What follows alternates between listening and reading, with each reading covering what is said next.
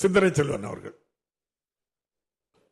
மாண்புமிகு பேரவை தலைவர் அவர்களே, தங்களுக்கும் உடன்பிறப்பு என்கிற சொல்லின் உயிர் வடிவமாய் தமிழகத்தை வழிநடத்தி கொண்டிருக்கிற மாண்புமிகு தமிழக முதல்வர் அவர்களுக்கும், மாண்புமிகு தமிழக துணை முதல்வர் அவர்களுக்கும்,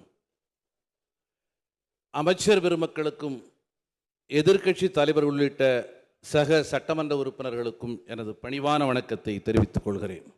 பல்வேறு தரப்பார் மரியாதைக்குரிய எழுச்சி தமிழர் அவர்களை சந்தித்து தங்களது கோரிக்கைகளை எல்லாம் அவரிடத்தில் சொல்லியிருக்கிறார்கள். நான் அவரிடத்தில் கேட்டேன், இந்த கோரிக்கைகளை எல்லாம் தேர்தல் வருகிற தருணத்தில் எவ்வாறு பதிவு செய்வது என்று.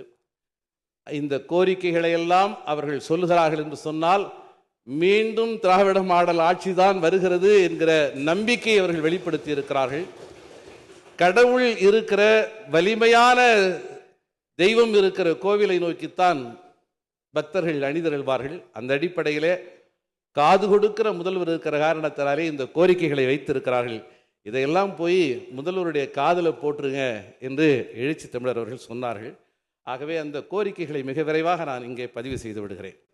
பள்ளி கல்வித்துறையை பொறுத்தவரையிலே டெட் மற்றும் நியமன தேர்விலே தேர்ச்சி பெற்று அரசு பணிக்காக காத்திருப்போருக்கு மீண்டும் நியமன தேர்வுகளை முன்னிறுத்தாமல், நிபந்தனையாக்காமல் படிப்படியாக வேணும் அவர்களை பணி நியமனம் செய்ய வேண்டும் என்று பணிவோடு நான் கேட்டுக்கொள்கிறேன்.